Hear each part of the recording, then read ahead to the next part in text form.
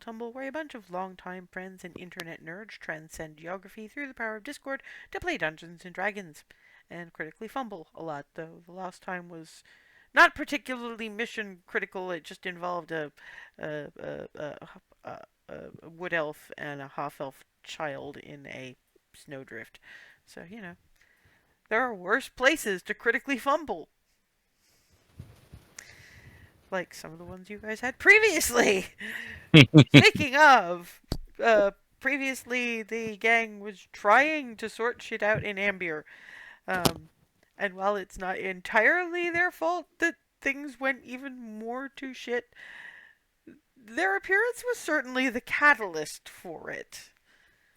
They did not attempt any of this, but it's all gone rather insane. And after a unplanned detour into Avernus to chase after Alice and discover that a whole bunch of other guardsmen were just kind of dumped in Avernus, they found out that Jessamy, now Erinese, decided to use their time away to use the other blood she'd taken from basically every single Azamar in her charge and use blood magic to kill them all.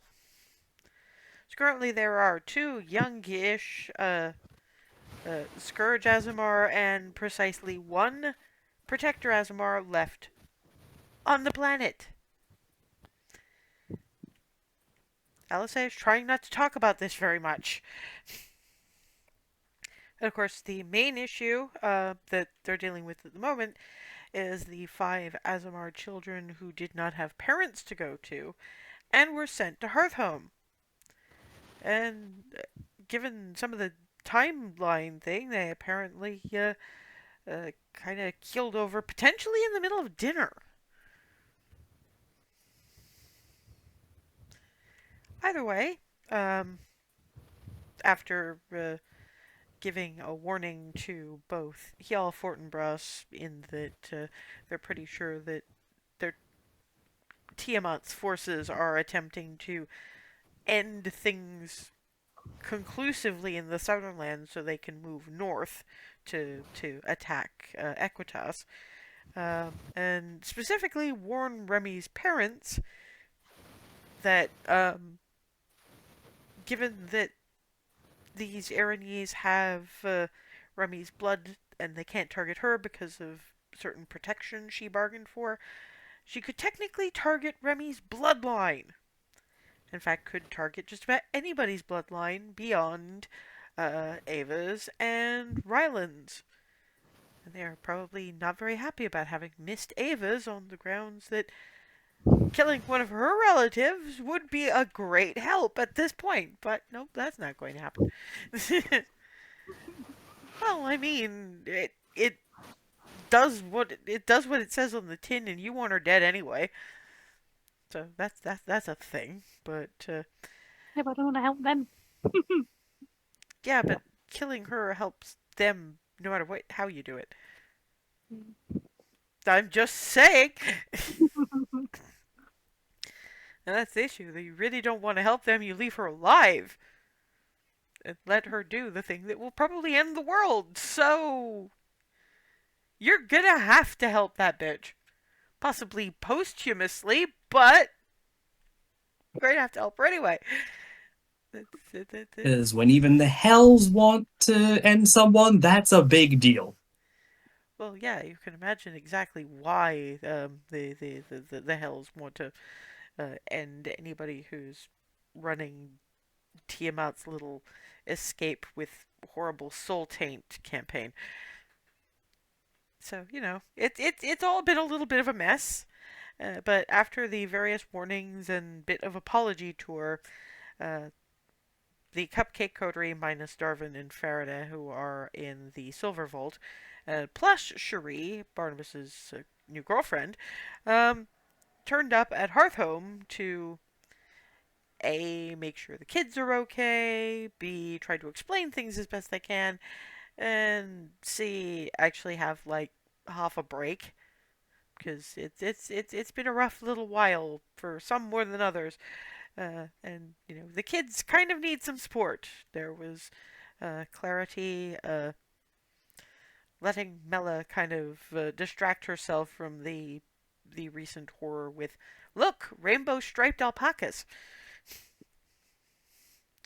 Remy tried to talk to Skylar, who is just teeny paladin for great justice, but understands that she cannot inflict great justice at her size. And Rylan handled it better, but at the end of the day, it's just hard to hear you're too young when 5 people who were going to be your family just kind of dropped dead. They are waiting for Lyra and probably Estan to turn up from the multi god shrine back in Goldendale proper. Uh, Further report delivering and whatever else, at least partially to hear a little bit more about the details of the five or the 5 Azamar children are going to have to be interred. So there's a there's a bit of a thing tomorrow morning. Hazel will know this early burial breakfast will kind of happen over the course of what would be the wake. And once that's done, you guys can go back to what you were doing, which was fighting vampires and Erinyes and fuck only knows what else. But yeah, while they're setting up the dining table full of the Crestwind Bakery's day olds, and Mela is setting out every plush animal in the place for it's effectively Midnight Feast plus talent show. Because apparently, when things are a bit grim, this is what you need. Uh, Also, there is a plate of fresh snickerdoodles, which I'm fairly sure that that Barnabas at least is first going to take one, eat it, and then have to restrain himself from taking the entire plate. Uh, yes. But while Barnabas is going, I can have 2 more, and then I will leave it for everybody else. There is a knock at the door. Who wants to get it?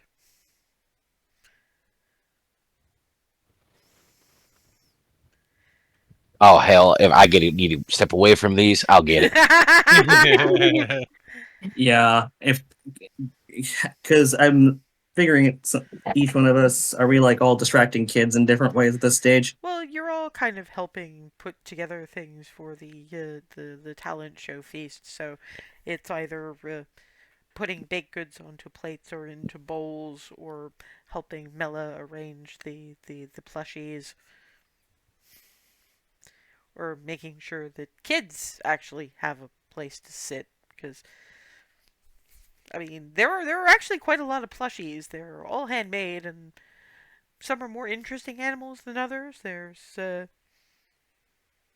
very good replica of Noop. Zana is apparently talking about doing one for Michigan, who's currently there's a bit of a feud going on between Noop and Michigan. Uh, Am I have I noticed the feud, or am I too stunned by it to do anything? Well, you've certainly noticed it because it's kind of hard not to notice a cat that size and and get to something that's the approximate size of a corgi It's that puppy. moment. And yeah, it's also a little distracting when Michigan is trying to mantle to protect, and of course the claws on Michigan, at least on the front end, are a little different. So this is why nobody but possibly Ava was particularly worried about whether Michigan is too delicate to be hanging around a house full of kids, because the fact that Michigan's holding his own against Noop is a thing. Yeah. I have to ask: is Michigan doing that thing that owls do, where they'll like shift their wings almost horizontal and try to look bigger? Sort of. That's kind of what mantling is. It's basically you're bringing your wings up and forward. So not only do you look bigger, but it's a screen between Oh, so your he's face. just like inflated to twice his size, basically. Right about the front, yeah, but seems to be chill enough to still be doing the corgi sploot with the hind legs. So Like, this is the most ridiculous cat fight I've ever seen. Noop isn't listening. Noop is just. It's like flailing. Yeah, at which point, yeah, Michigan actually takes wing and lands on Noop's back. And what ensues is, you guys have seen rodeos. Oh no. This is Noop trying to buck Michigan off his back and failing. Oh boy. I have paused whatever I'm doing. I'm just watching this is just a stunt and with a almost like just gobsmacked, stunned look.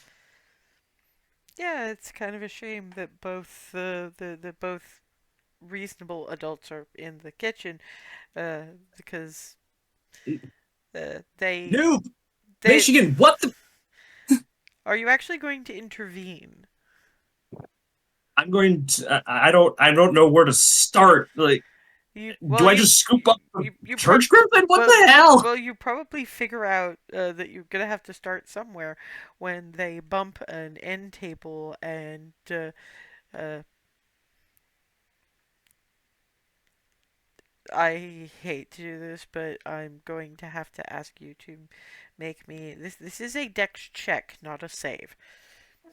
This isn't you getting out of the way.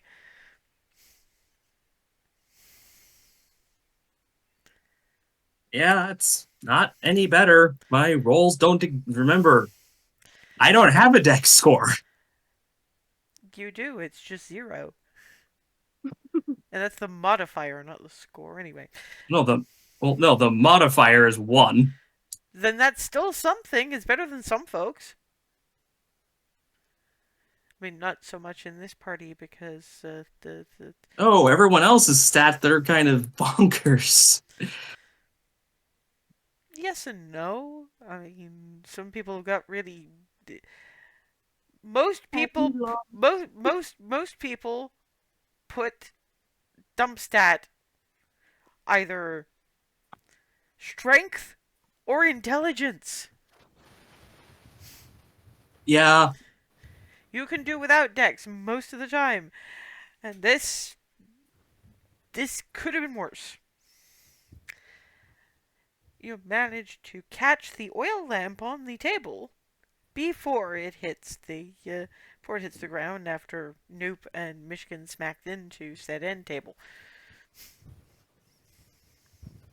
at this, I'm gonna go try to grab him. Just Michigan. I'm assuming you're going to put the oil lamp that you managed to keep from setting fire to the carpet back down first. Yep, set that down and then just football Michigan.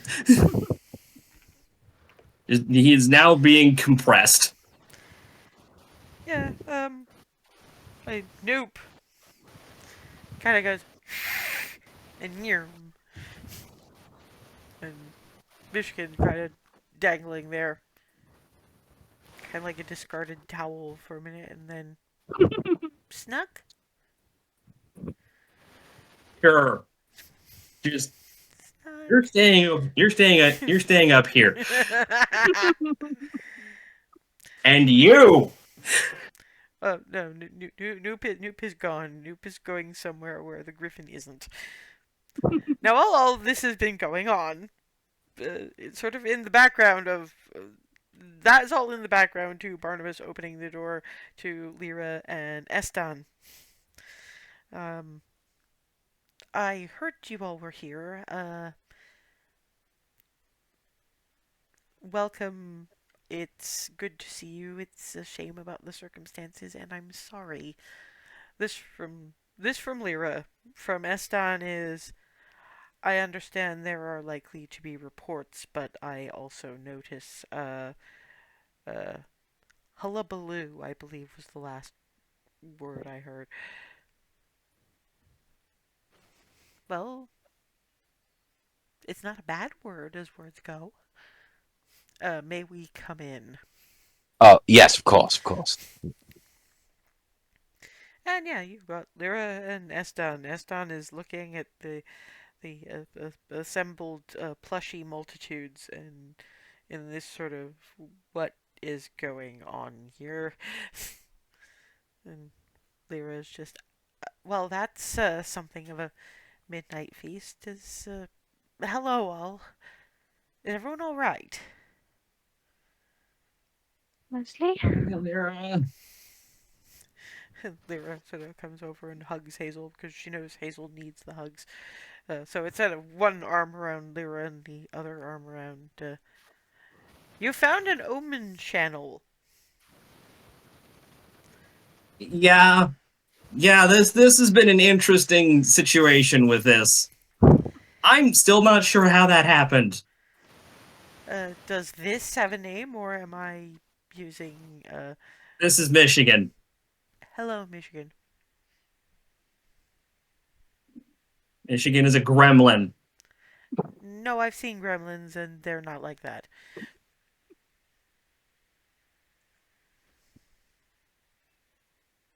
I mean, literally. Although, on the other hand, you're like, wait, gremlins are literally? I've given up on questioning this because Lyra was part of the primitives. I do not ask. And yeah, Miranda's just, she's right. Although, if we do ever find out exactly which bod from the Graph Academy created gremlins, we are going to have words.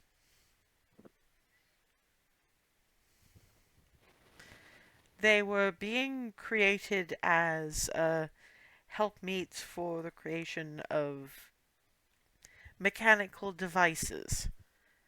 Mm-hmm. It kind of backfired.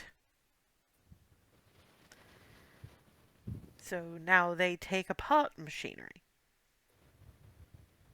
Ah. Hmm. Yeah, it's Graph is infested with that now.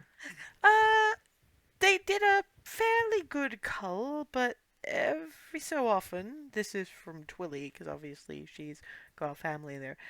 Every so often, there's a call to preserve the species.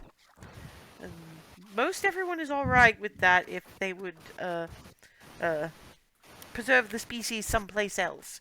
But then the breeders talk about reduced quality of life if they don't have anything to take apart. And it's all a bit of an issue, but probably not the point. I mean, if everybody wants to sit down, we'll have adult conversation after. Well, the young ones have devoured enough of these to be somewhat dozy with sugar, but not so much that they'll have stomach aches keeping them from sleeping. Skylar's come back in her nightgown, and she does volunteer first at the little cabaret night, and she does actually sing a song that only Barnabas and Remy have actually heard, although apparently Alice has heard it in passing as well. It is an oldish tavern song, and oh dear gods, it is filthy. Not entirely sure. I mean, some of those euphemisms you're kind of hoping that Skylar doesn't entirely understand.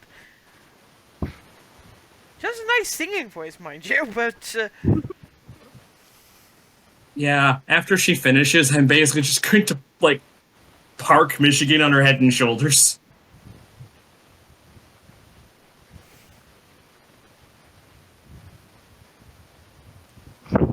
if this is a trophy, nobody else has gone yet. This is more, okay, Michigan, snug this one.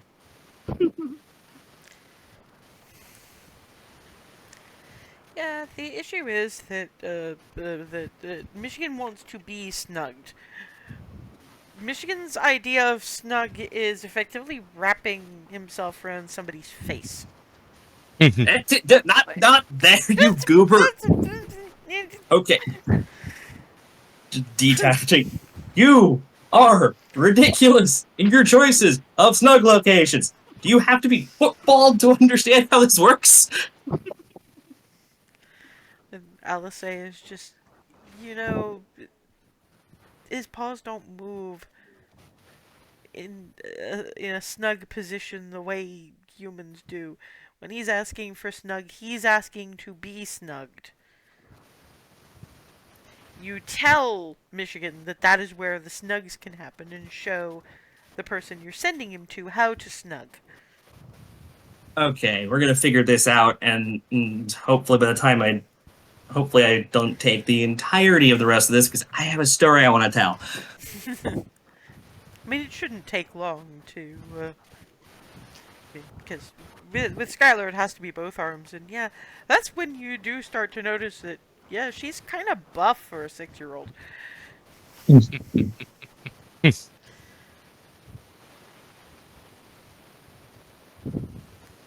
Why are you grinning at me like that? Sorry, just you're getting all the physical training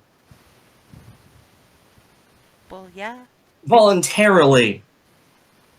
Well, yeah. One day or another, I am going to want to beat bad people into interesting colors of paste. You're gonna do that. You're gonna do that awesomely. And just snug. And yeah, no, Michigan's cool with this as long as you're strong enough to give appropriate snugs. Michigan is happy.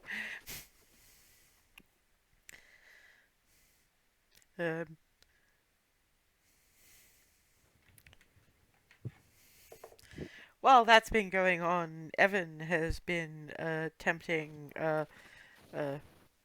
It's effectively Pictionary.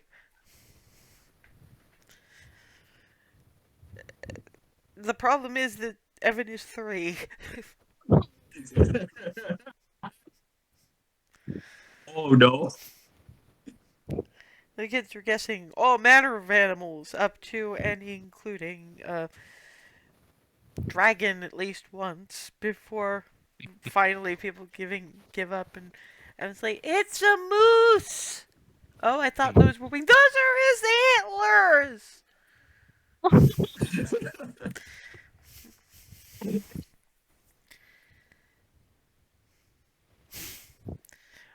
And sort of Skylar looks over at Hazel, and you said you had a story you wanted to tell. Okay. Right. Story of the Mobius twins. Or the newer stories about them, because I met them. They're real.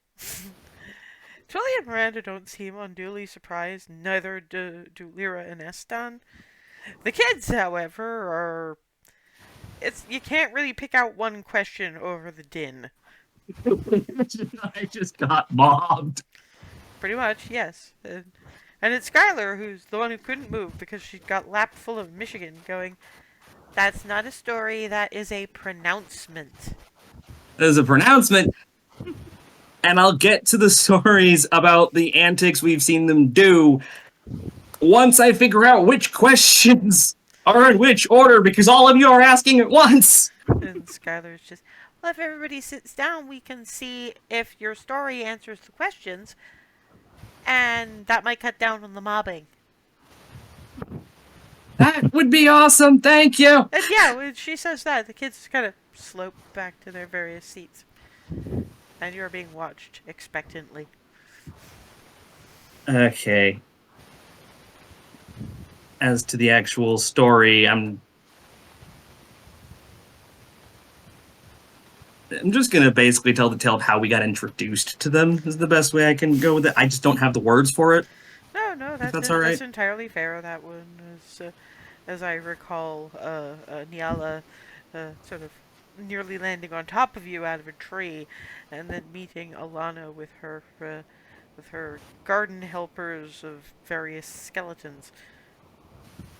Yeah, getting the introduction to Mr. Bones. Then, from that introduction, I will then expand upon the various things that Alana has demonstratedly had in the house, like the bone room and the other just absolute nonsense. The crystal mice, everything else that just the bone orchard is. Fluffy. Remind, sorry? The mimic, the fern mimic. Oh yeah, and the mimic. That ends up like right after that's from the bone room into Fluffy into everything else. You wind up with it's Candor, who is just, so why are they still alive? Their stories are like hundreds of years old. I'm trying to remember if we were told.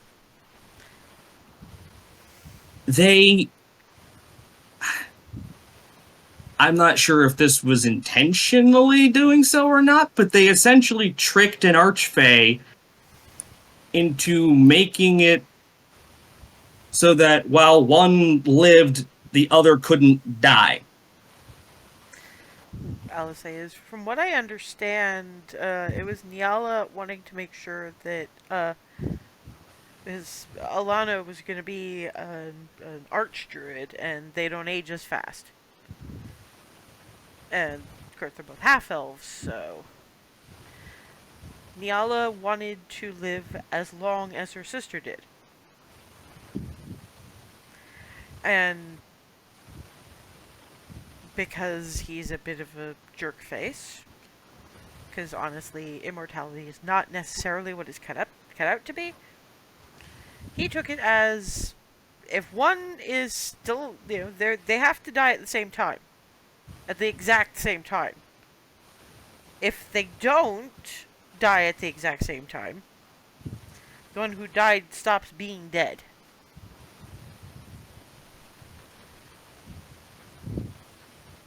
And of course that massively slowed down their aging, because old age comes in different stages too, so they got cursed with living forever? Pretty much. Possibly. It's a deal with an archfey that was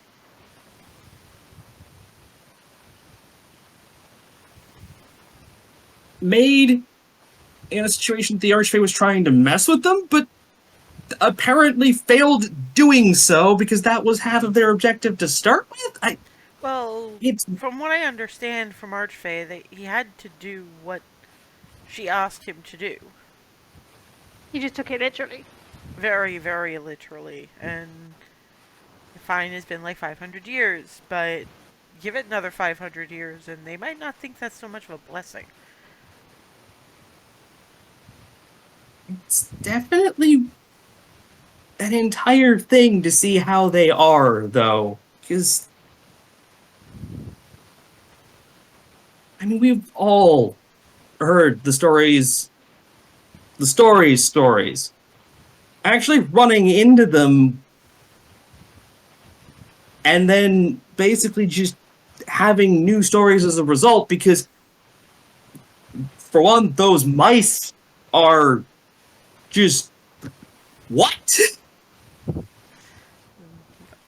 Alice leans forward because she's missing out on some details. Not only are they crystalline amber mice, but apparently they do dance routines to show tunes. Yeah, yeah. They the dance routines that look like they wandered straight out of a full-on bardic theatrical performance. Do not get me started on theatrical performances.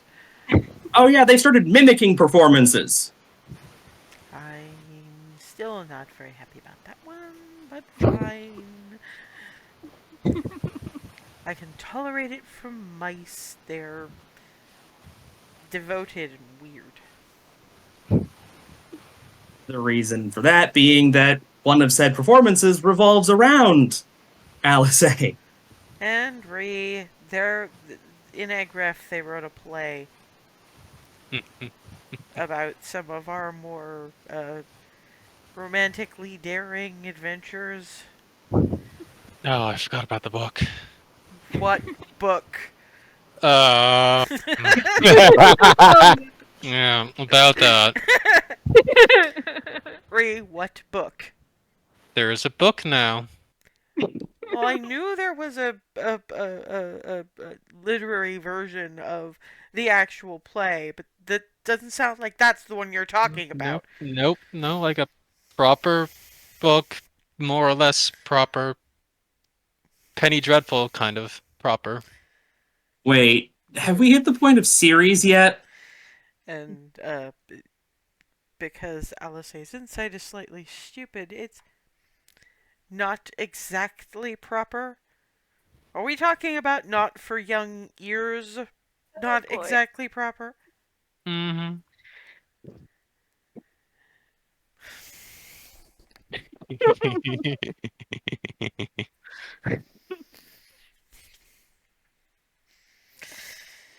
Yeah, okay, it's been that kind of day. Alice A, you're traveling with the Cupcake Coterie. This sort of nonsense was gonna follow us one way or another. It's just happened to latch onto you first. You guys have songs. Songs I can more or less live with. But if she's talking about what I think she's talking about, there are some things I really don't. And honestly, I'm not sure whether it would be worse whether they were right about my inclinations or wrong about them. One is Hmm. creepy, one's offensive. You can't win. So why they did it at all, I have no idea. I have now just folded over, trying to restrain the cackling. Yeah, all the kids are watching this like we want to ask, but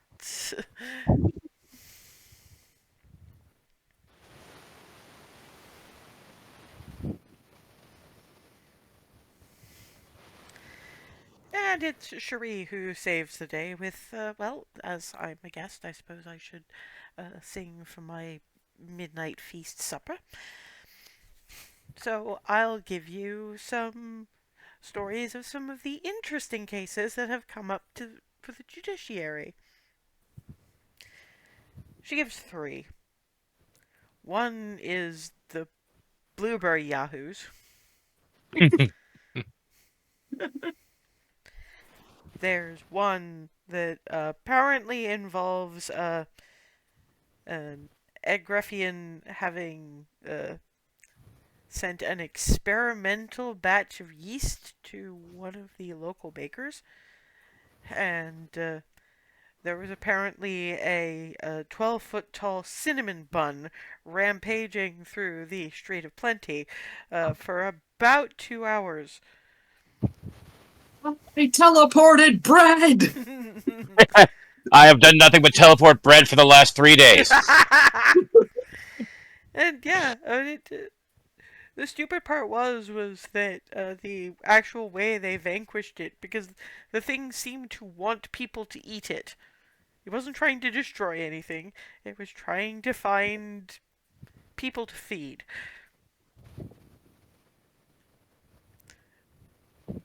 But the court case was about damages due to frosting exposure.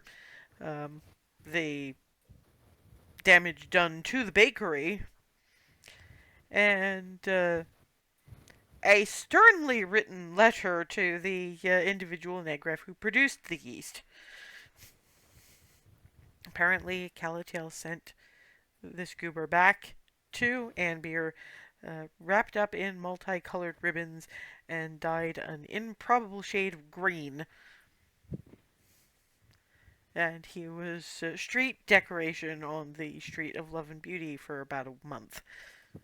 They let him down to feed him occasionally, but he stayed green, and he stayed just sitting there like a signpost. And Most unhinged public shaming. And the third was a case of negligence that involved, frankly, a stampede of chickens. Stampede of chickens. Stampede of chickens. She describes them as the really big ones with really feathery legs. Terrifying. Okay. Wait, so completely normal chickens, but Charge. that is a lot of chickens. That was a lot of chickens. And apparently people were so amused by the running away from the chickens that the punishment was actually to organize the running of the chickens every year.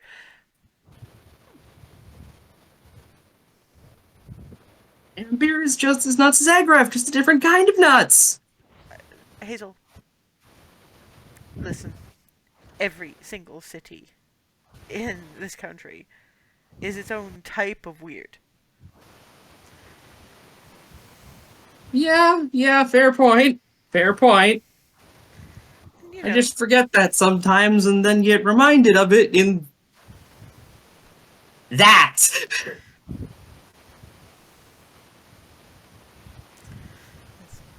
very quickly. Himkin bombardment. Does anybody else have anything they want to do for this particular talent show, story, song, whatever? Barnabas will volunteer a couple of silly things that he saw while working the patrol back in Ravnica. Probably the best was the guy who kept trying to smuggle hamsters. Mhm.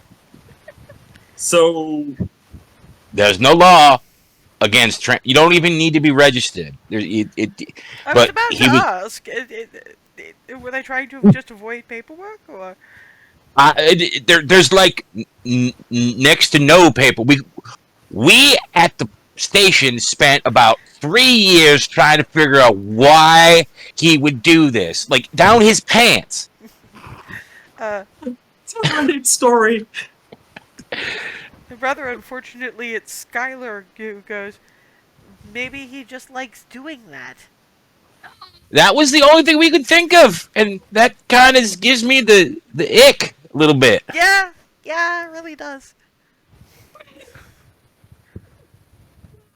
But but for years and years and years, like we ended up having to arrest him repeatedly just because he was being a nuisance more than breaking any kind of law. And yeah, you go Shree going, because I assume that you'd wind up losing hamsters down the trouser legs, and that's a whole other problem. Did anyone Yeah. ever try to smuggle turtles that way? No. Do you know someone who tried to smuggle turtles that way? I don't know. I just figured that would be the most improbable creature to do that with.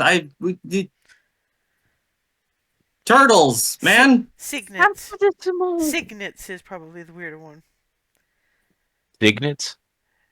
As in like a ring? baby swans. Cygnet. Cygnet. Oh no. That would be the weirdest. Yeah, that Not because of what they are, but and we're talking about the more common beasts. I think the really strangest would and most dangerous would be the poison dart frickin'. I mean, that sounds like a self-correcting problem.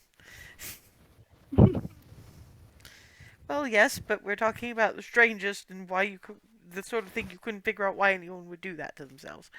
That's fair. That's fair. You've got But like, Mela in particular going, what's a frickin'? That is. Those, do I? Okay. Those were the frog things, right? Just Yes. DM? Yes. The, You were you though, you they live rent free in Hazel's nightmares. yeah. The worst frogs! The worst frogs! Why are they the worst? Just looking at Clarity. Out of character, I don't know if you remember, but they're incredibly venomous. They spit acid and they think everything is food and will eat the sizest first, if allowed. Thankfully, not strong enough to get out of their cage. So yeah, everybody's looking at Clarity because Hazel's called attention to Clarity, and Clarity is the one who likes the animals. So they're hungry little buggers and they don't like it if you tell them that you're maybe food to other people, but not to them. And Evan is, I think I'd be unhappy if my food said that I was too small to eat it. I didn't say they were too small, just I didn't think that I was their food. I didn't know. They took phrasing very literally, I think. now, This is kids, Mela is, yeah, they're animals. They do that. Yeah, they don't get subtlety. I was in a pet store. I did not think that it was a free range sort of situation. I'll say as they tried to make it a free range sort of situation. Thankfully, they're only about yay big. And sorry, Barnabas was in the middle of saying something. kids, just as a minor tip, if something ever asks if you are food, you say no. Don't no no no. Every single one of these kids is just going, duh. Well, you think with look, if Clarity needs to be reminded of this, everybody needs to be reminded of this. Candor is Nick Lee. no, because while Clarity is very, very smart, she is also very, very. She's as literal-minded as the rest of them, and she is also kinder to animals of any kind than is reasonable sometimes. The power of cuteness proximity. Which I'm also subject to because look at her, she's adorable.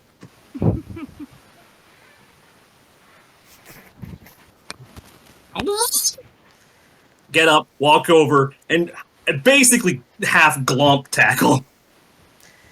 Yeah, we're asking for a strength save because this is Clarity. Oh boy. Okay, this will go well.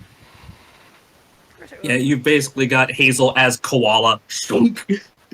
Yeah, no, that she would have been able to brace if she was standing up, but she was sitting in a chair, and the chair overbalances, and woomph. This happens a lot. Just weird gibbering noises and fawning over girlfriend. Yeah, you've got Ramas going. I'm sorry, are you the substitute for a weighted blanket for her, or what? Sometimes. Okay, fair enough.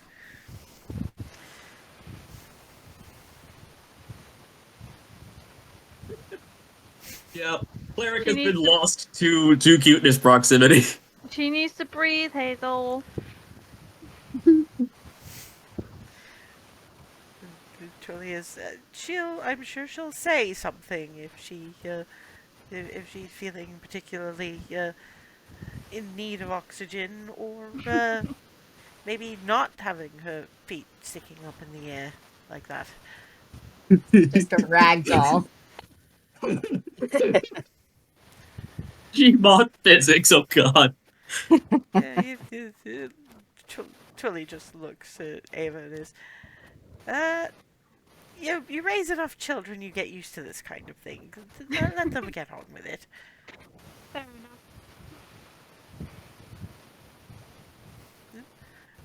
Last Eventually gonna find my way back mentally Yes. and set everything up normally. yes, last call if anybody wants to share a story, song, whatever.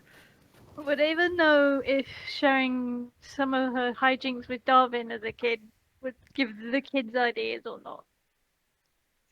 Their kids. It very clearly would, and more to the point, Darwin would be very disappointed if he was not allowed to be the one to tell these kids about his own stupidity.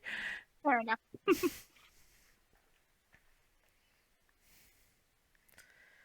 I mean, Alice A does do a couple of songs that she learned from various of the Muskoi and encourages Ramas to play accompaniment. Not bad, actually. And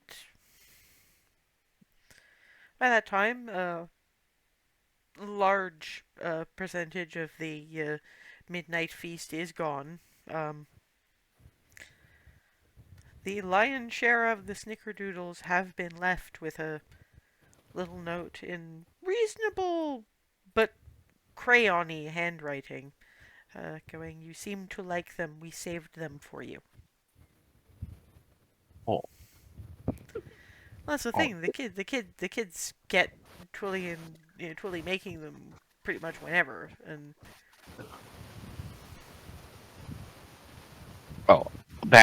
Thank you. kids just. At which point they are herded into in the general direction of bed. Eston,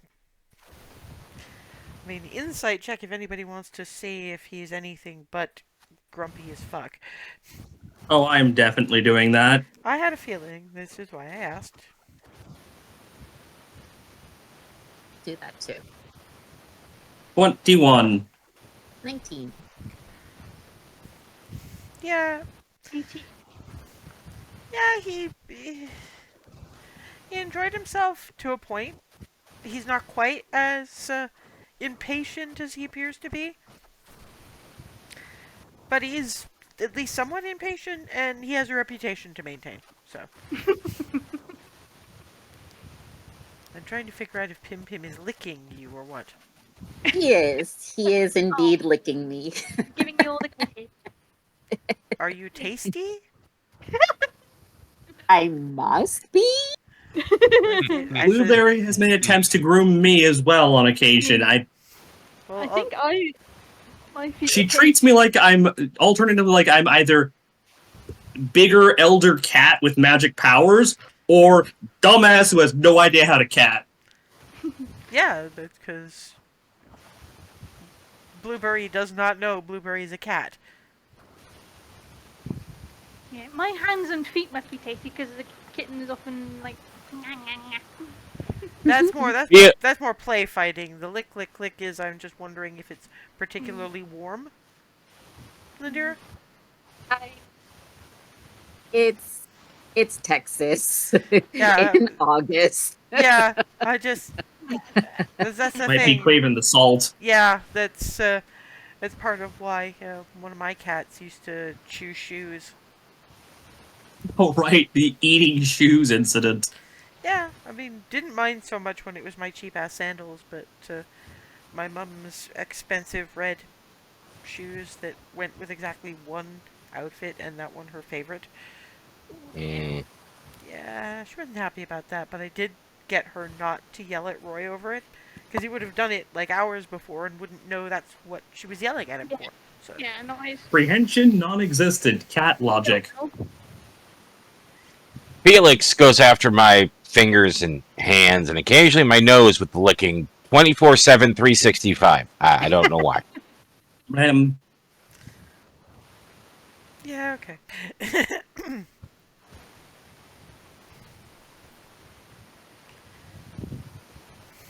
And once kids are more or less herded off to bed, and Twilly and Miranda have set out tea.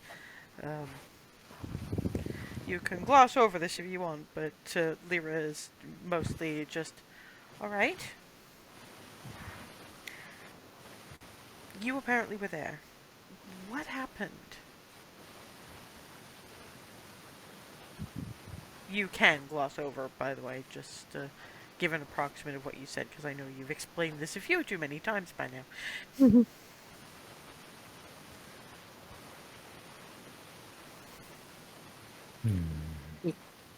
Yeah, I'll start talking about how we know about what happened, and Yeah, Shuri fills in what details she can, and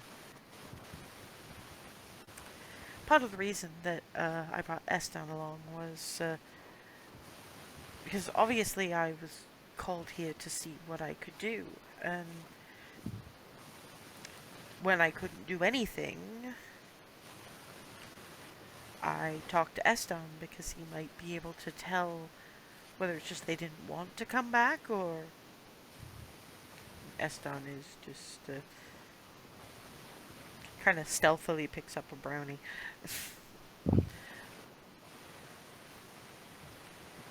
I do know that those souls have not walked Nerul's roads. The options at that point are destroyed or captured. I know I don't know which it is. I'll say is not unless we can beat some answers out of the person responsible. And Lyra is just in either way. I mean, obviously, I'd prefer those sparks return to the divine where they belong. But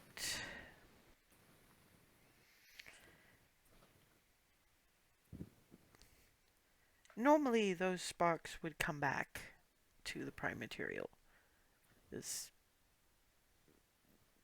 the creation of another Azamar. During some of my meditation, as I understand it,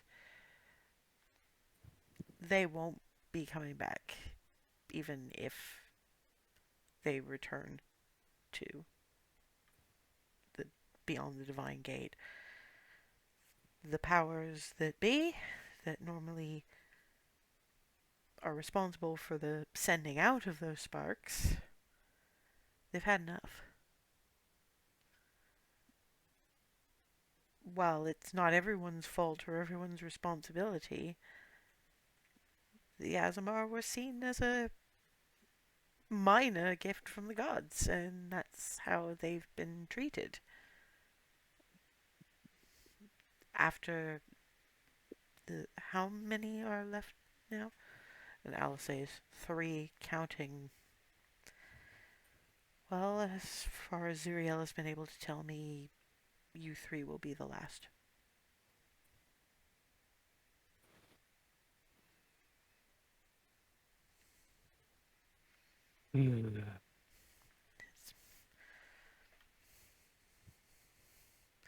Obviously, I don't ask very much about why, but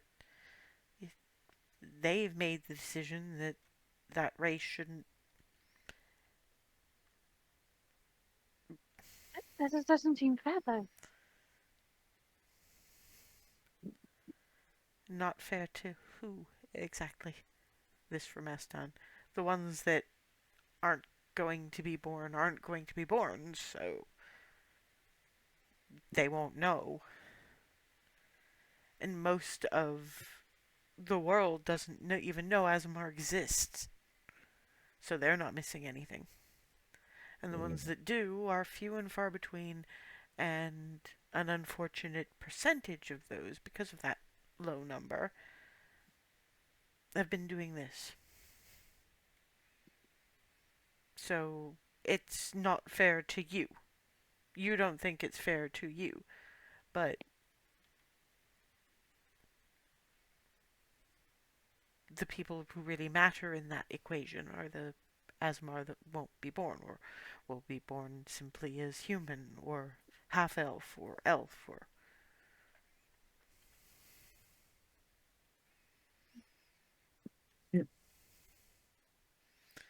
And if you want to start arguing with the gods over it, have at it.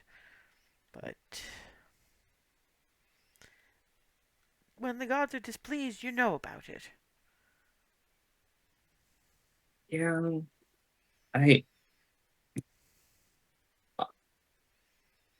They're.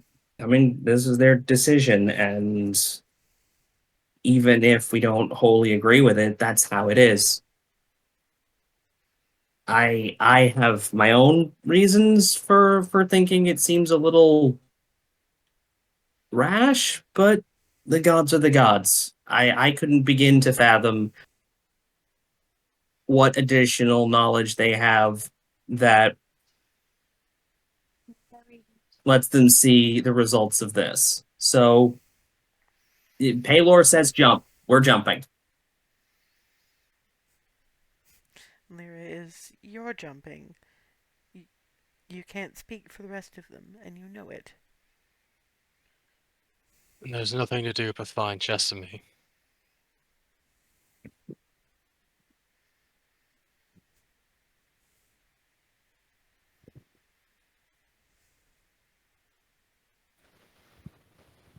We do just kind of have to do our job. Sheree is. There's all of the arguing about who it's fair to. Estan, was it? Yes, and you are. Sheree Belascu. Um, it probably won't matter to the people who don't know that the Asmar exist, or the Asmar that now will not be born. What about the three that are the last of their species? Is that fair to them? I have the same thought. Yes, but you didn't say it. Sometimes you have to get directly into the faces of grumps like him. Pardon me.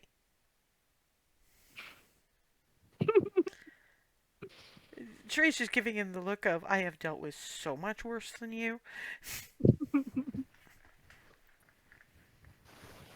Everybody else is now probably understand that this is Barnabas. That's my lady. Look, Well, most, if not all, Asmar are nothing to do with Nerul, so most of this has nothing to do with me. You want to be arguing, it would either be with this Ziriel or with the gods themselves.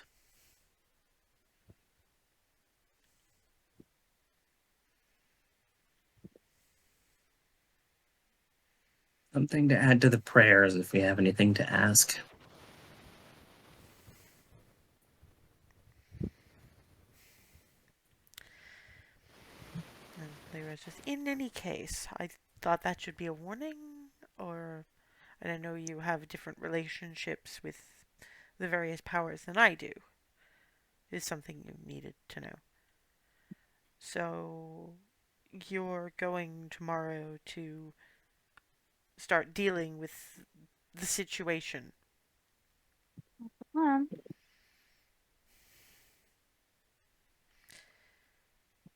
Is there anything you need from me?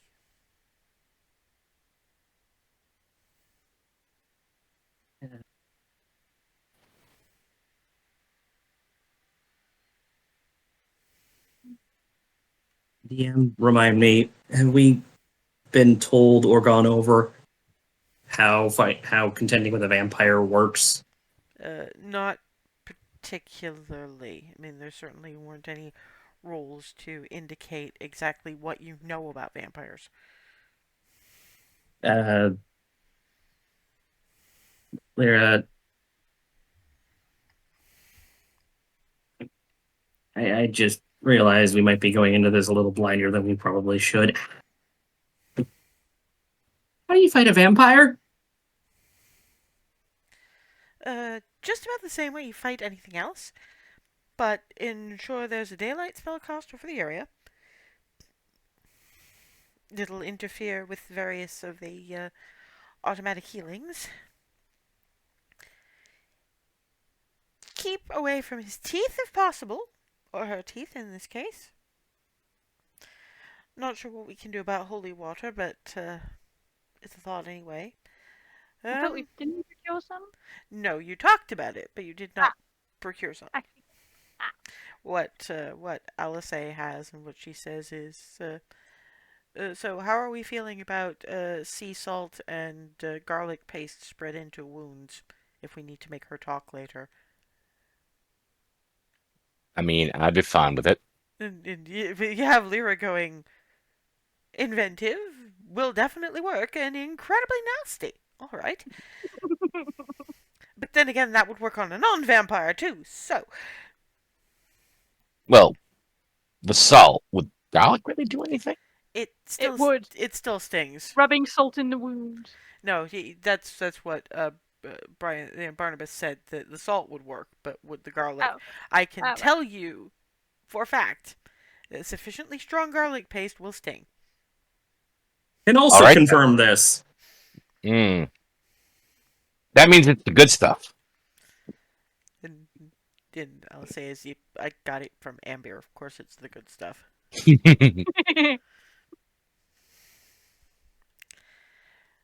But yes, I mean, there'll be some issues with mist form, but shouldn't be too much of an issue with the daylight spell. And how many of you can cast that? Is the spell on my sword daylight, or is it something? No, yours is just light. Light. Well, that's helpful. Try to get into a relatively closed space and make sure you know where her resting place is. Once you've beaten her down sufficiently, she will have to get in there to recover. Some sort of coffin, sarcophagus kind of a situation. At that point, you pull her out. Ask what questions you have to, because she won't have the energy to fight back at that point. And I mean, just killing her at that point is an option. I'd remove the head to be safe. Eston is looking like, I keep forgetting you were in a mercenary company. I mean, I was largely the medic, but yes. We already have the permanent end taken care of. Will it involve decapitation or fire? Handing her to something divine, apparently. Yep, probably divine fire. Well, the actual divine know a little bit better than I do, so that's fine. But yes, once you've beaten her into her sarcophagus, the rest is, I'd say cake, but I know how hard Twilly works on hers, so. Thank you very much. We are trying to remove that from the surrounding vocabulary.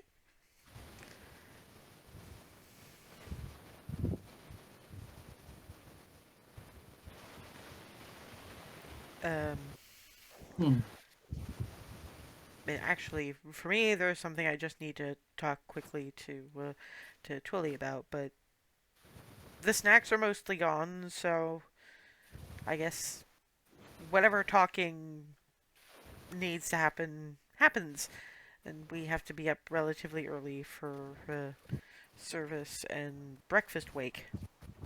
Yeah? Mm-hmm. Okay, cool. Twilly's like, right this way. I'll let others deal with the dishes, and Barnabas, there's not all that much left, so but since it's day olds, probably needs to be eaten now, so either you get it or the moose gets it. We can split it.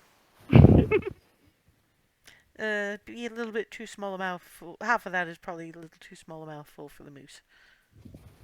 Tell you what, you eat those and bring some of the somewhat frozen apples in the bushel around the area for or tell Alice about them when I'm done having a chat with her. I'm sure she'd like to treat her moose. Thank you. Absolutely. Thank you. And yeah, Barnabas scoffing through various I mean, Barnabas, to be fair, did know that Remy's parents are very good bakers, just on the basis that whenever Carter's Combine went back, Remy always came back to the company with the biggest damn bag of baked goods. Hmm. But to be fair, the snickerdoodles probably do kind of outshine them just because they're fresh snickerdoodles.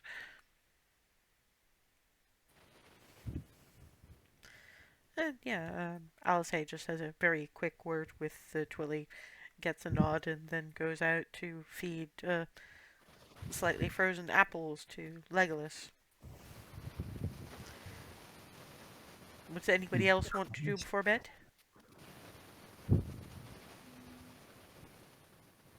Uh, I got nothing. Just Do we have holy water, you guys? I don't. Sure he is. We might be able to find some in Enbir. After all, it is one of the most holy cities. It's not particularly easy to make is the problem, which is why I don't suggest we look for it here. Apparently, the blessing of it to make it holy takes a while. It depends on whether people would be willing to part with it. We might need to stick with daylight. It depends. It's still better than nothing.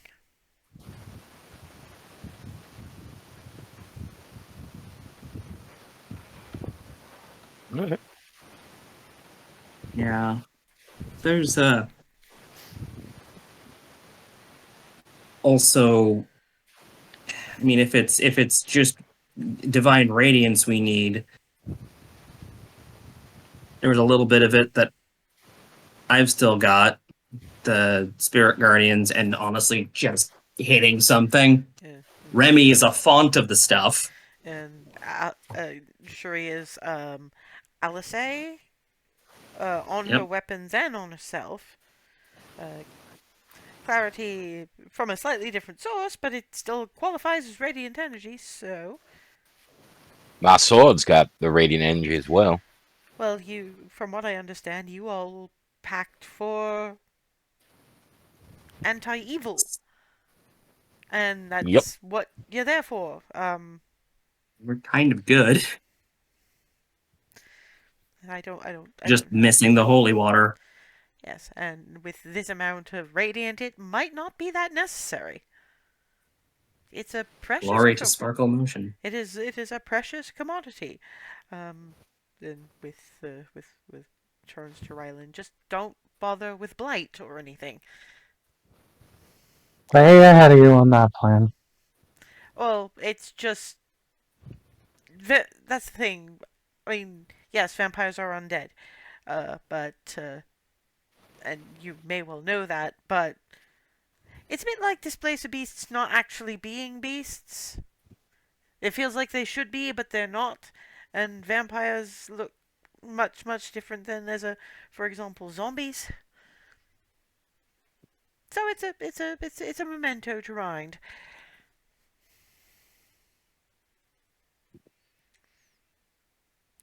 Things we've run into have got to be just the largest cavalcade of weird things that go bump in the corners of it.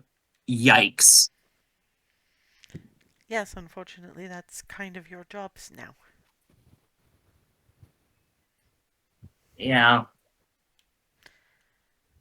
That's how it is. And if you'll give Boniface and myself 5 minutes, I think I am owed a tour of this Fort Cupcake of yours. Fun.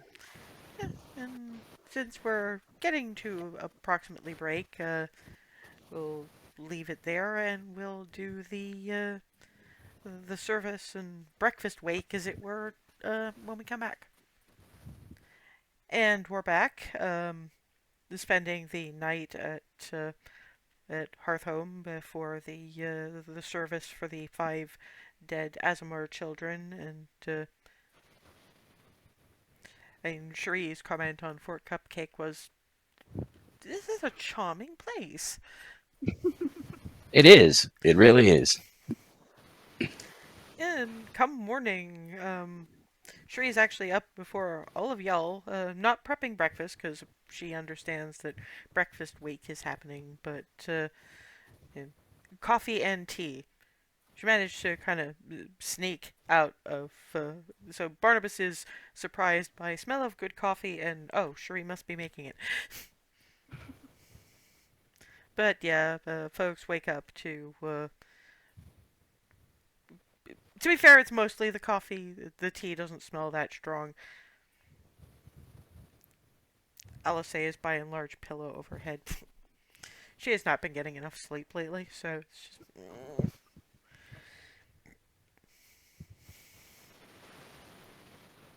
I don't We know have to get up. why. Because this is important. I know, I know. Give me like 5 minutes. Okay.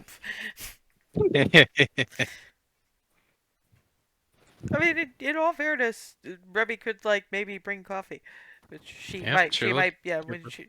give her 5 minutes and bring coffee. Yeah, and Barnabas is probably the first beyond Shuri out.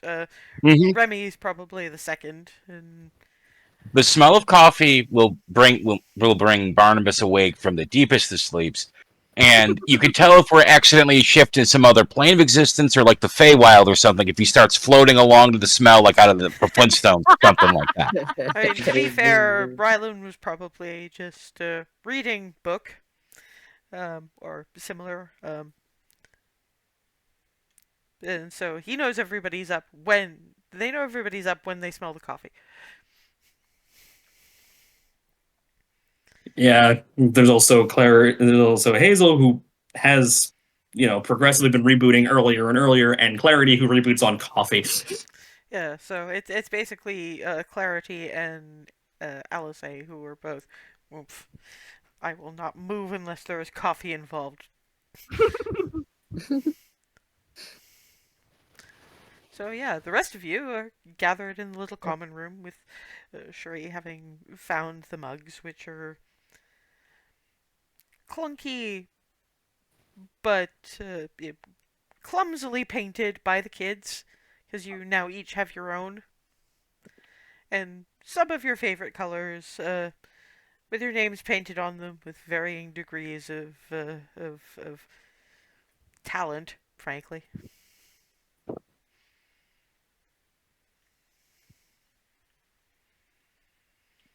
Oh, that's adorable. Barnabas's is somewhat clumsier because it's somewhat larger. I'm going to go retrieve at least one individual. I'm going to scoop up Clarity's mug and go attempt to basically lure her out of bed with the mug full of coffee. Uh, Yeah, I could see Clarity just being like reaching out from the duvet, just.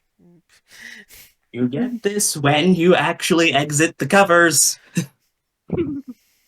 No, why? That's mean. And she'll have the night before put up her portrait of her parents next to the one of Henry, and she'll just sort of make like a burrito of herself, a cup of coffee while she sips it and she's looking at it.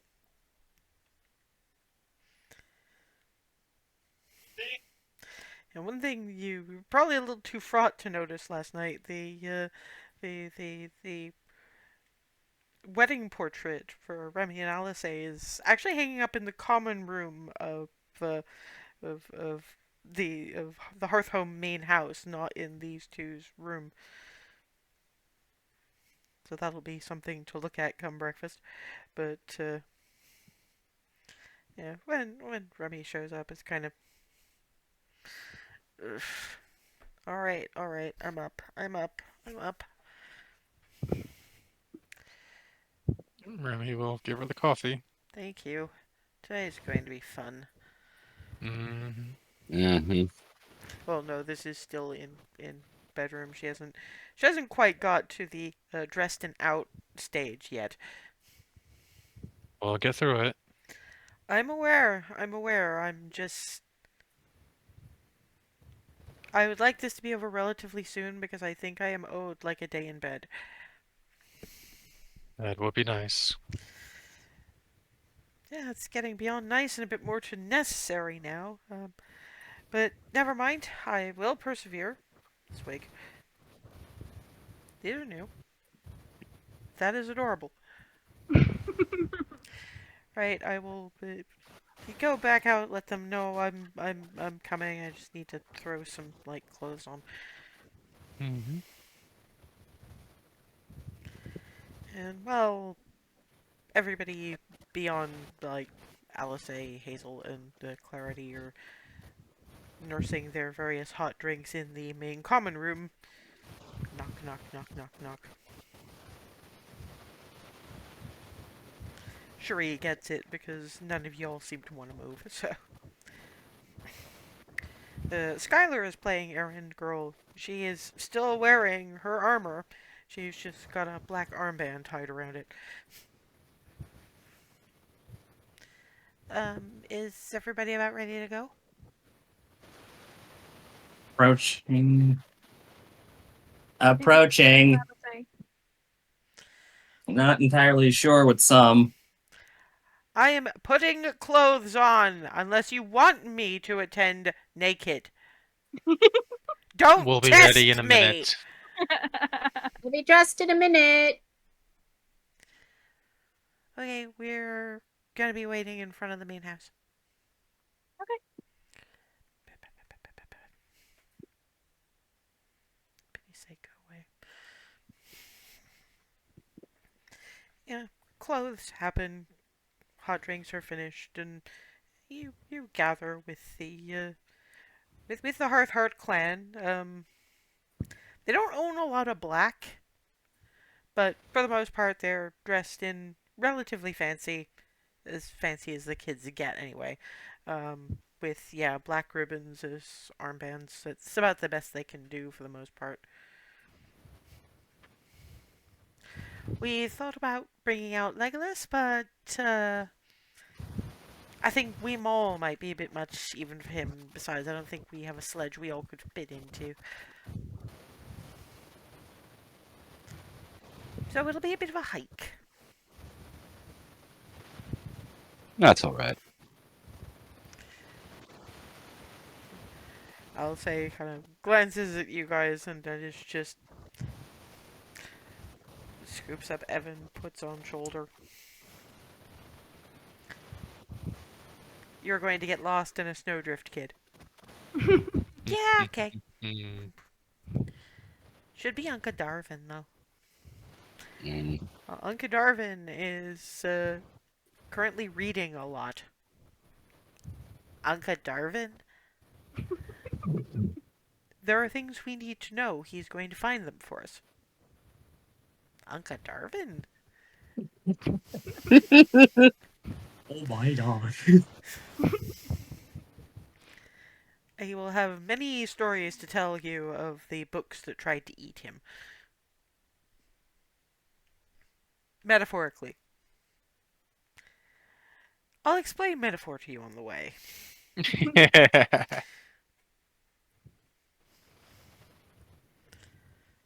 And so, yeah, on to Golden Dale of the town. I think you've all seen it at least once. The new Golden Bow is shaped up pretty well, all things considered. There isn't exactly a crowd in the little churchyard that's attached to the multi-faith shrine, mostly because the kids came so recently that no one really knew them. But you've got Lyra and you've got you guys, and that's more or less enough. Mm, yeah, they've been interred by this point. They don't have, loved ones, etc., throwing handfuls of earth onto the grave. They make sure everything is handled before the family and friends have to actually look at, because they don't have the embalming stuff we have now. Nobody really wants to see that. Mm. So, and Eston is standing in just behind 5 relatively new little gravestones. There are others a little less new, but Edwina, a couple of other people who got lost, who were lost in the seneschal's bit of nonsense. And Eston sort of glances around just to make sure everybody who needs to be there is there. And when given the nod, goes through what most of you, Barnabas obviously not, know as a... It starts as a standard neural prayer for the dead. I don't know what your floof nugget is doing, but that level of bounce, because she's trying to boing, so I'm concerned about falling over. Yeah. But when it gets to the end,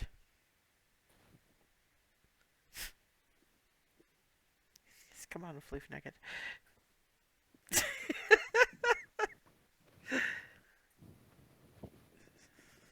He's like, no, must do chaos. I must commit crimes. Yes, or I believe the primary meme was, "Mother, I crave violence!" Which is basically Skylar right now. Sorry about that. No, that's fine. We were just talking about the various cat memes. "Mother, I crave chaos." Cats do be like that. Yes. In any case, towards the end, which is supposed to be a wish for the souls of the departed to, tread gently along Newell's roads to their just rewards, pauses a little, says that bit anyway, but ends with, "And may they still be intact and free to do so." Mm. This Nerul charges certain heroes to discover.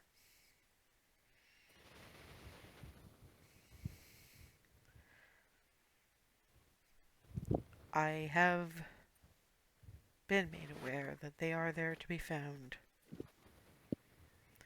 and there will be a difficult choice to make. I don't know the nature of it. But when that moment comes, let it be the right one.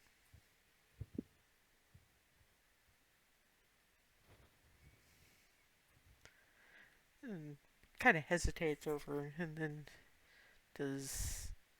would anyone like to speak a few words? Skylar kind of... We didn't know them very well. They were very nice, and they did not deserve this.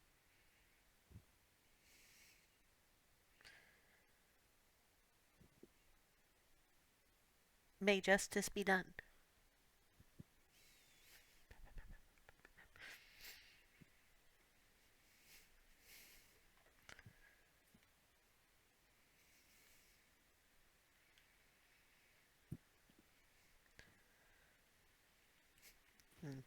Eston being right. I suppose that constitutes our silence for the departed. As I understand it, there will be a gathering at Hearthhome.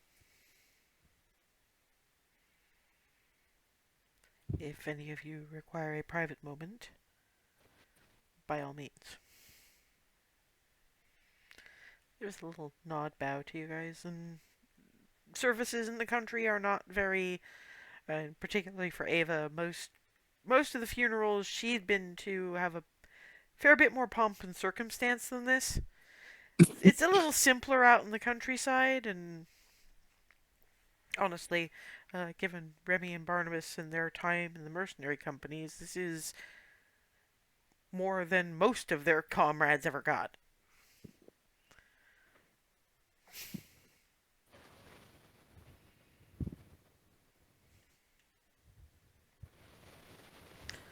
So, yeah, unless anybody has anything else. Well, if there's a moment where I can grab Alice for a sec. Hmm? But um, sorry about yesterday. I feel like I should have stuck up for you more than I did. I mean, Uh, what Cherie said about three of you being, I did think that, but it's when people are gonna say what people are gonna say, and I get it. You know, I don't even really know what to think about it. You weren't there for this part of it, but when I first was with this bunch, half of this bunch, there's been some swap and change of people in the group, you know. a bit. But I didn't know what I was. I'd used my wings maybe twice, healing a little bit more than that, but not that much.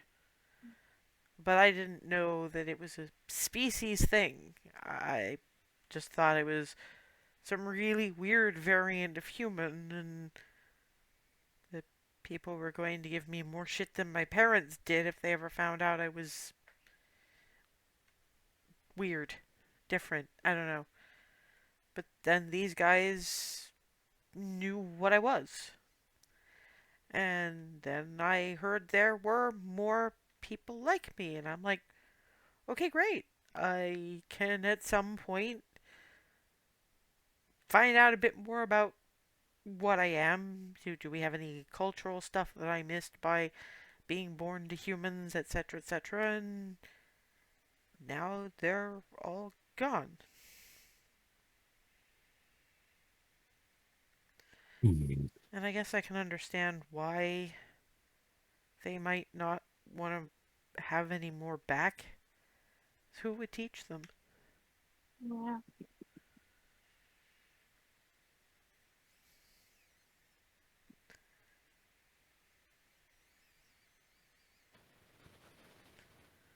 And maybe if the first generation had a bit more instinctive knowledge or something, I don't know, but it's just, I had a species and now I really kind of don't. And I don't know what to do with that. And even if they started handing out Azamar Sparks to people tomorrow, Fine.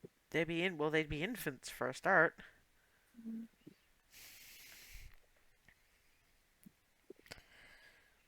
And I mean, I don't know. Apparently they're still out there, but for how long? And if anything happened to them, would the gods have to make more? What would that do to the gods or the various other celestials out there? I mean, what? There's a lot of questions, so I don't blame you for necessarily doubting bringing up one part of it. I mean, I'm still getting my head around it, so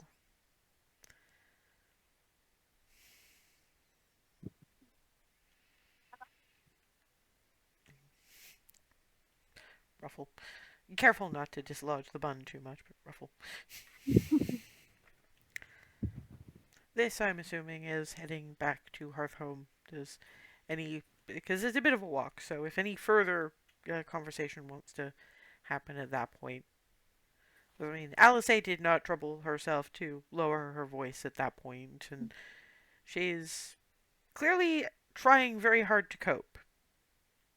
She's managing, but it's not easy.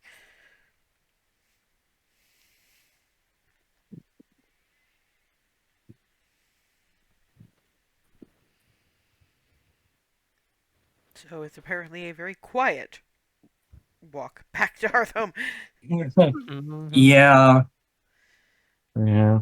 It's probably a little weird for most people, because even the kids are kind of quiet. And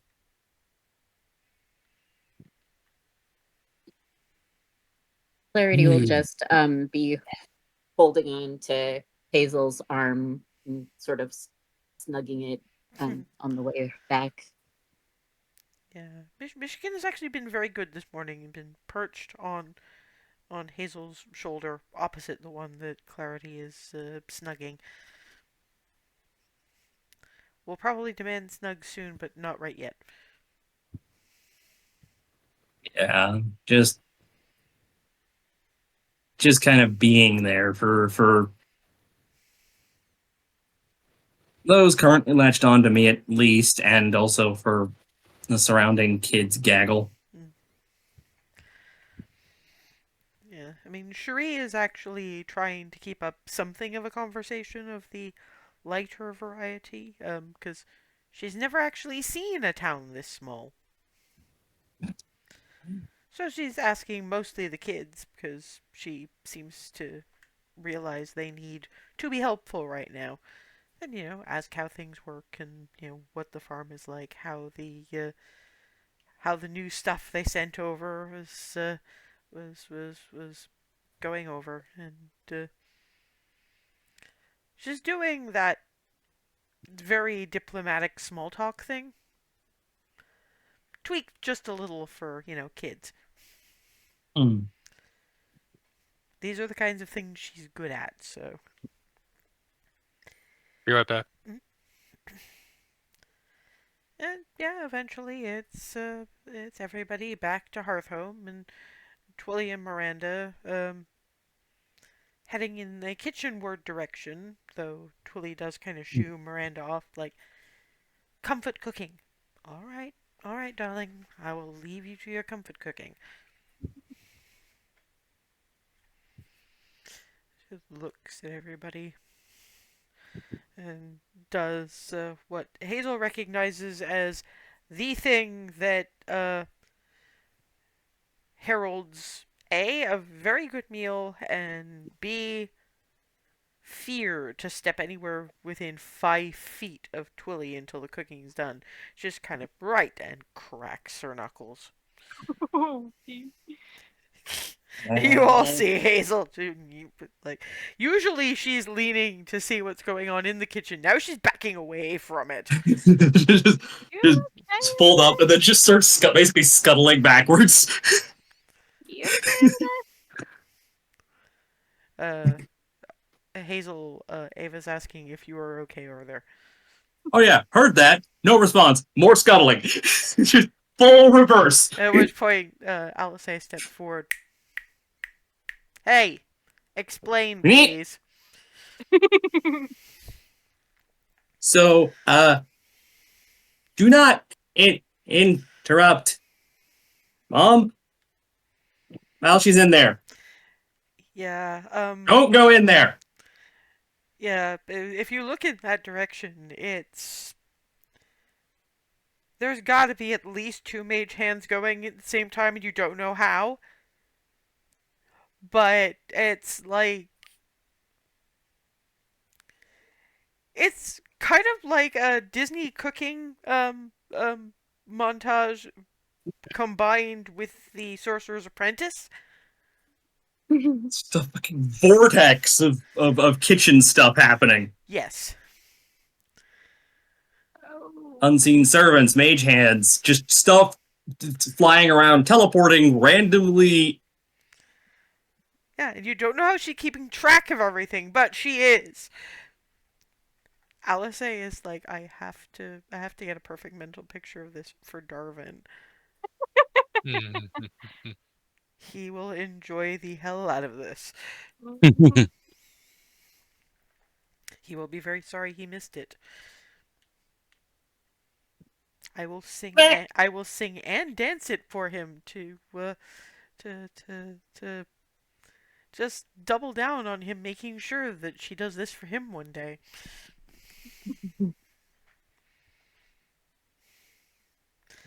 Michigan, however, Hazel might want to grab hold of because Michigan is curious and there's food over there. Oh. Delicious.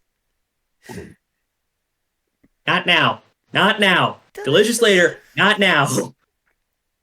Do not go in there. You will explode. Snug. Snug.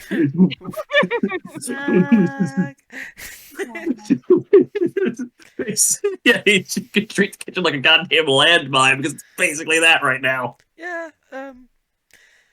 somewhere in the middle of that, the dining table gets caught up in that somehow, just enough for plate. You're not sure if it's mage hands, unseen servants, or Twilly, or all of the above, but the table is starting to get laid by degrees. As The stuff's appearing on the table. basically, yes. This is what she does when she has dinner for very many people that she needs to get on the table fast.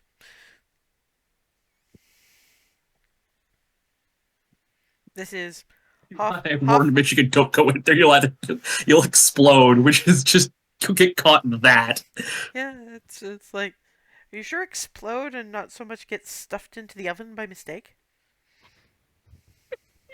Something. Michigan will get caught in the critical mass thing going on over there. Yeah. First thing that comes out is large casserole dish, and from somewhere in the continuing, that is Belarus toast casserole.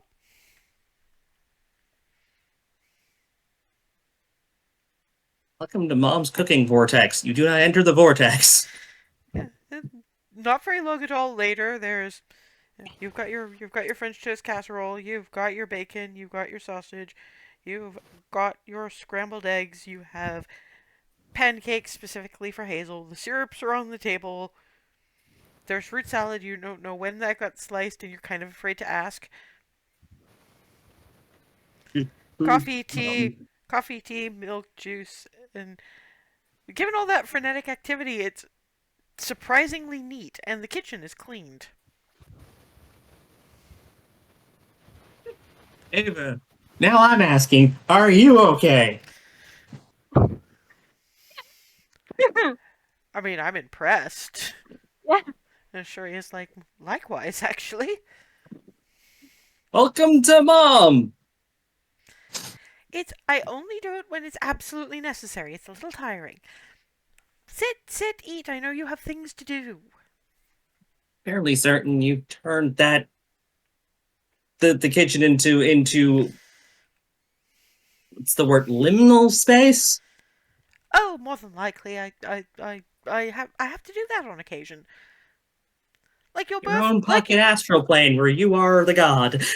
Well, yes. I mean, remember your first birthday when you were at Mount Palor and you came back for the visit? How do you think I managed to get all your favorites and 3 different kinds of cake on the table? You can see the logic is finally hate Hazel after all these years, and it's just, oh no, Cleric is 404 errored. Cleric is blue screening. Please send help. Honestly, it's probably a good thing I had to come clean about this. I think the younger ones would have noticed a little bit better than some of the older ones have. Sit down and eat your breakfast. Hazel? It's already doing it. She may be blue screening, but she at least follows autopilot.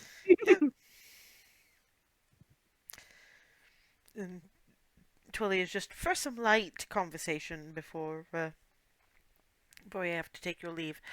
Um, Tell me about Ambir. I've only been a few times. I mean, I know, Cherie, you could tell me all about it, but you want to hear the opinions of people who haven't seen it so much.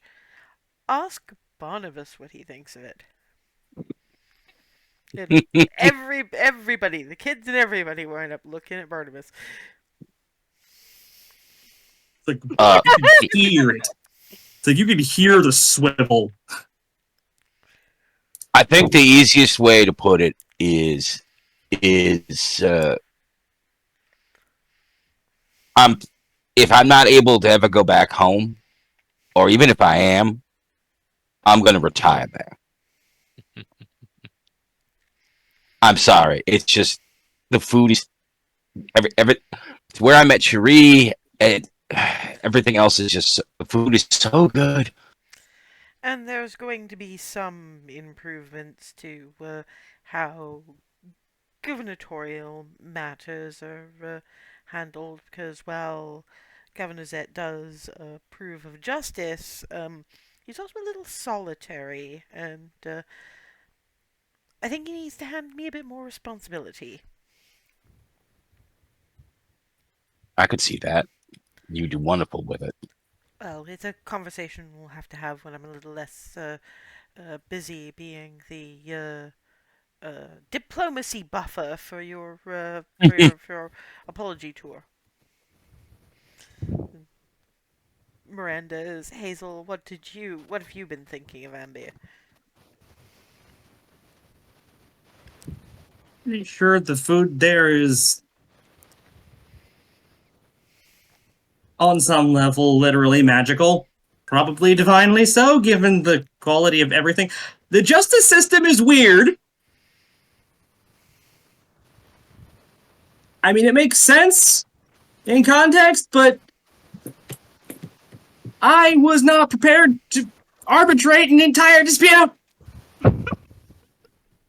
Miranda, you arbitrated a dispute. Yes!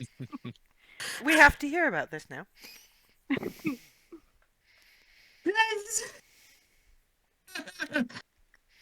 Shuri, to help her out a little, because she was nervous at the time. These two art cafe owners were having a little bit of a war of attrition about the art that they were painting on the walls and the pavement in front of their shops. And because nobody could come to any kind of agreement about it,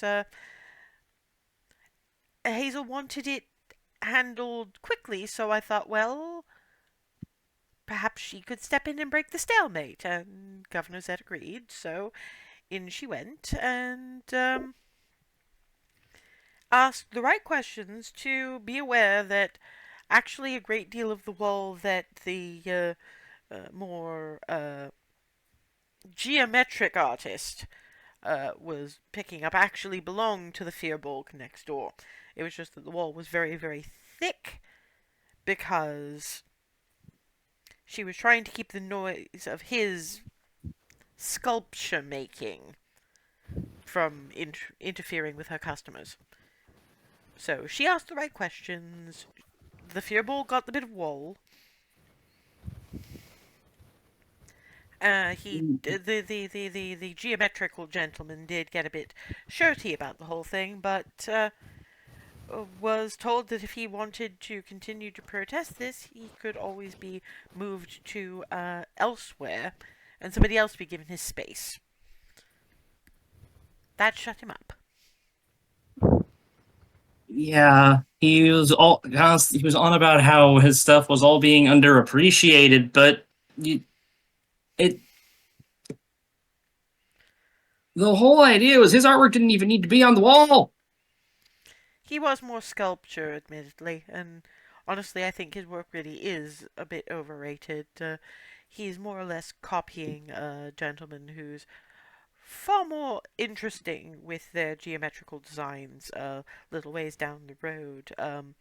Hemo converts them into stained glass. I have to show you sometime. Definitely. And there was the foom noodles. All the kids. The what? Really, Okay, really, there's a really cart. spicy noodles. There's a cart and a bunch of kobolds running it. They had noodles. Where's the sauce? In a just hand Michigan to have Clarity's nearby. If Clarity's immediately in my vicinity, Clarity gets Michigan, and I'm producing the sauce container, the one with the warning label. I am not opening this because last time I opened it near anyone else. Well, Barnabas, It is y'all true. remember? It Ava, will, you all remember what happened? I remember all it will too not, well. It will not go with And it breakfast. wasn't even this one. It was the next strongest one. I'll say is there were several different kinds of peppers and sauces, and that last one had to be held in what I believe they call a biohazard container. Mhm. And I'm just holding this barehanded. Yeah, no, that is not as strong as the stuff that even kobolds had to wear protective gear for. Put that away. It does work as a great smelling salts replacement, though. Yeah, I suppose it would. Yeah, if you don't mind some damage, you're not going to be smelling right for the rest of your life after that. Truly is. I'm not sure whether I want to ask Revy, but I am curious what your experience of NBO has probably been a bit mixed from the sounds of things. It would have been nice if we could have gone under better circumstances. The Avatar of Justice is pretty cool, though. Oh, she actually made it from Miranda. That's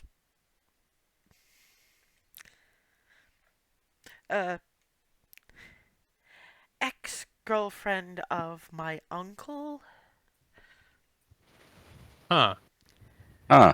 but she was more interested in the judiciary than in honestly anyone or anything else. So I'm glad to see she reached her dreams. I'll have to tell Uncle Michelle. He's up in Demille now. Yes, you remember you had the baked fish. There was the fish. Oh, so he brought that to Demille. Goodness. That's a family thing Well, we or a him thing. no, that's a family thing. That's the hearth is on a river. Okay. Good gods above. I was not ready to discover that about the whole justice thing. Don't ever Look, talk. I've been finding Don't out ever. that a lot of things that I thought were stories are real. Just don't talk to her about it. She doesn't. If she's dropped the name itself, she's not really interested. Yeah, she's very distinctly something else now. Mhm. Like whatever mortal race. No, that doesn't apply anymore. Clarity, what about you? They have very good roasted nuts that I will be getting more of because my goodness, it was very addictive. And I imagine And the pets had some appeal. yes, and we went to shops and they had a trussum and wasn't there a Holophant? Yes. There was a Holophant and Except the there were Holophant's not so much a pet as a shopkeep. who is a bit of a troll as it happens. I mean, not the Trussum or the Holophant. They had their own thoughts and things. But You should have lots seen her. had You should have seen her with woofles. And all the kids are, what woofles? A displacer Uh beast. You have a displacer beast? oh. Yes, woofles. He's a very good guardian, and it seems to also be a very good guardian for Alexi. Mm-hmm. Uh, that I can just show you. Silent image, Liam Burger puppy. Aww. Uh-oh. Yeah. Thing is, if someone Evan glance over to Barnabas, oh, it's your dog. You're still allowed to gnaw at your own dog. You should hope you will. Mm-hmm. I'm now that pets are on the mention. I'm just looking to see if Noop is in the vicinity to see if we have to keep Michigan in football. Um, give me a perception check. Anybody who might be looking for Noop.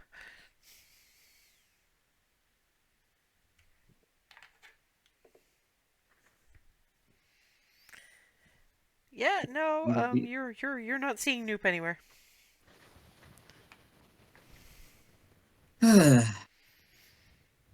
Okay, I think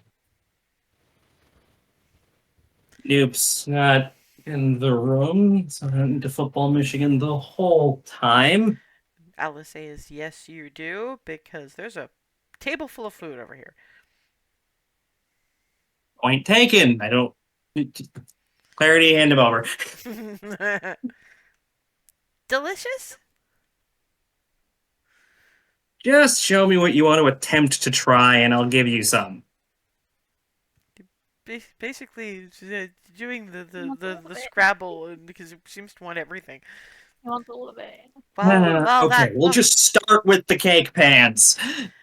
While they're sorting that out, Rylan, what about you? You know, I'm weirdly in a similar boat as Remy. It is a nice place, and I would like to be there when we are not actively trying to dismantle part of its structure. Fair enough. Oh. Miranda turns to Twilly. Isn't this so much better than the other one? Yes, but we're trying to be polite about that. Why? Well, I suppose. But we're not saying anything too bad anyway. But we'll leave it there. Ava? Well, similar to the other ones, the food's amazing. It's incredibly varied. Like, there's always something to see that feels really unique. Like, they have a street for everything. Meeting the Mobius twins have been fascinating. No, we understand they're interesting people to know, particularly if you like stories. Now, here's my question. Assuming that you're all going to get everything sorted in good time, are you going to stick around long enough for the Feast of Sune? And Have we heard of that? I forget. well, everybody but Barnabas would have, even though most of you wouldn't have really had anything to do with it. It's an equivalent to Valentine's Day, but more focused on beauty as well. And you guys do know it's coming up next week. That Um, does sound really nice, but I mean, I don't know. I don't know. Well, you see, and truly is my feeling is that given that you have some very specific things you need to get done, and you're going to want to get them done in fairly quick succession. Mm-hmm. And you'll need a rest after that if you're going to stop any of the rest of the nonsense that's going on. So if it takes you on average 2, maybe 3 days to complete your current missions, and you still have some apology tour things to do, that's less than a week, and then you can, then you'll have got everything done, and what better way to take a break than a festival? They do the Feast of Sune a lot better in Equitas in general. But I can imagine Ambia being that dedicated to the gods anyway would probably really bring it in, as it were. Um, I think that sounds like a lovely idea, and I think we could use it. I'd personally, I'd be grateful for it myself. Honestly, as long as one of those days in the run-up to the Feast of Sune involves my being able to stay in bed for a day, I'll go with that. I get the impression I didn't sleep particularly well the last week or so. Mm. We're not sure if he slept at all. No, I'd be in a lot worse shape if I hadn't slept at all. And out of character, you all know you found her sleeping nook. Yeah, and just wasn't sure if that was actual proper sleep or just her there trying to sleep and failing. Well, there, out of character, there'd be a lot more levels of exhaustion if she hadn't slept at all. So, Oh yeah. Would Clarity know like about what sort of traditions they would have for the Feast of Sune? she would. They're a little bit long for the last 5 minutes of session, so Sure. I will write those down and stick them somewhere where everybody can see them. Cool. Okay. Particularly those who might have any kind of vested interest in that kind of thing. Clarity has a slightly panicked expression on her face when somebody mentioned that the Feast of Sune is next week, and she was like, "Oh God, I've not done this. I don't know what to do." I'll say kind of looks at her and is just like, in that gesture, you don't need the people sign language to know I will help. Calm down, it's okay. Looks at to and kind of looks over at Barnabas and just, if you can't figure it out, you have the book. If that doesn't help, come to me. Thank you. And for those of us who aren't in any kind of a relationship, it's still a way to it's a way to celebrate all kinds of love, because Sune's not just the romantic kind. And fraternal, parental, platonic, all the rest of it.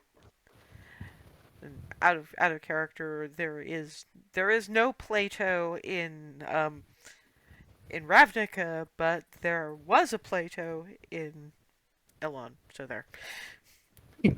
So you don't know what that word means. What? It means without the romantic bits. It's a friendship Oh. kind of a love.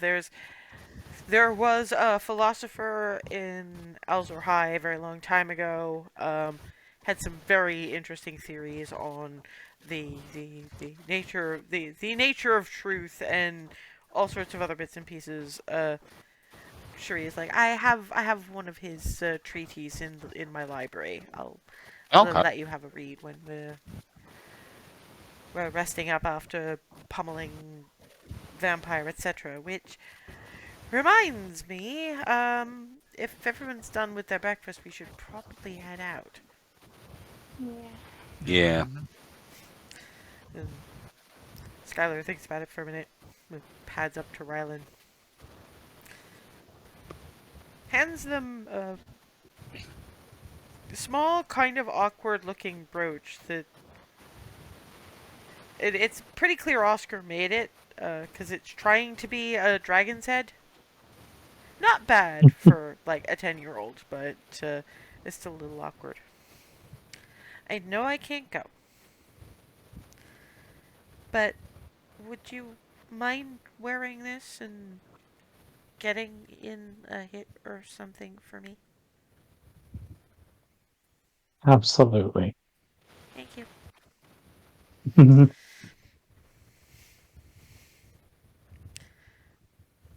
Right.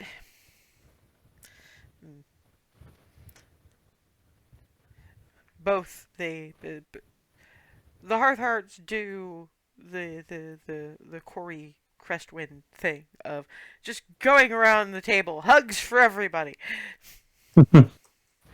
Hugs for everyone. And Twilly does stop and points a finger at Michigan's beak. You are going to behave yourself.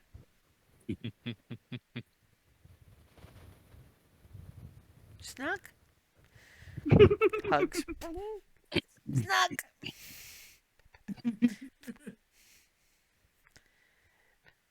It's just big snug. Yep. And boomf. Rub, rub, rub. Michigan loves you best, but he'd best behave. And Truth. and on that note, there can be teleportation.